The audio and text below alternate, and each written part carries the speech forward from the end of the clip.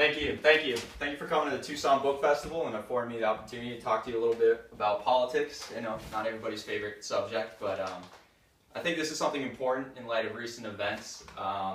This election has showed us that we're extremely divided, and I think it's in part because we're not listening to each other's other argument, and we don't have an ability to compromise.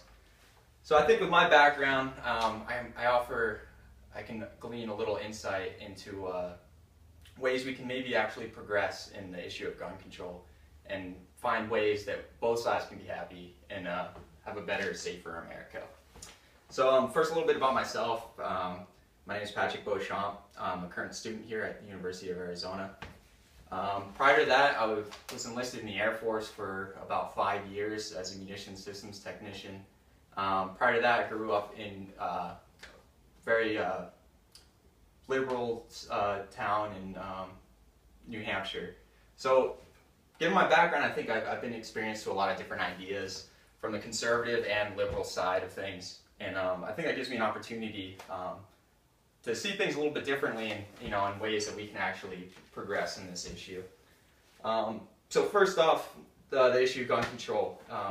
I think we need to acknowledge the two main issues that each side is I think, addressing here, and we need to validate and actually listen to each other's main point.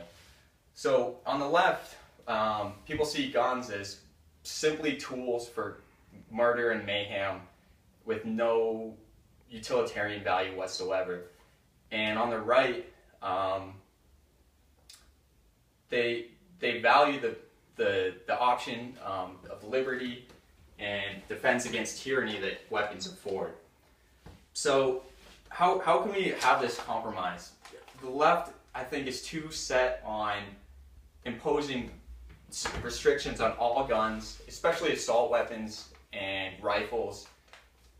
Things like not having pistol grips, not having muzzle devices, things that are largely aesthetic that don't really affect the performance of the gun and are taking away from what we need to do to actually progress in gun control.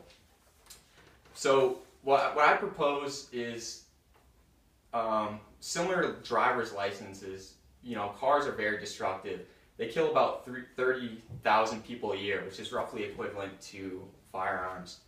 Now, nobody's advocating that we take away all guns. However, we all accept that it's a deadly responsibility. So we require that people that own and operate these things prove that they have the competence and education and safety to operate them. So I feel like if we can get behind that idea, we can actually progress and have a system where only the safest people are able to have these weapons. But at the same time, we still need to accept that these things are dangerous, but they offer a value. So we can't continue to try to just eliminate them entirely. And furthermore, I think it's similar. I think going off again on the issue of assault rifles, that is the musket of today. That is what the militias of today would be carrying. It's not, strictly speaking, just a weapon of mass destruction or something of that nature. On the contrary, something that smaller like a handgun, I think, is actually inherently far more dangerous. It's easier for somebody to accidentally muzzle sweep or accidentally have a negligent discharge with a handgun. It's harder to tell if it's loaded. It's easier for a child to get a hold of and operate. And most importantly, it's easier to conceal and to get into situations where these mass shooters can use them for, with deadly effect. So I think if we concentrate more efforts on things like restricting handguns and making sure people prove the competency and have the ability to operate these weapons, then we can find a little bit of progression in finding a safer America that everybody can be happy to live in.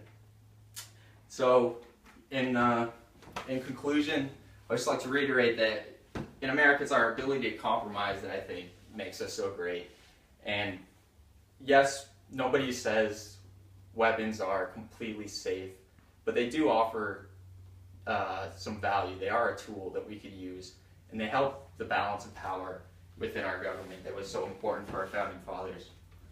But at the same time, it's an incredible responsibility to have a weapon and operate it, and they need to be treated as such. So I believe harsher, stricter measures should be imposed on things like handguns, and people should have to demonstrate mental acuity, mental faculties to own a weapon, such as we do with cars with a license.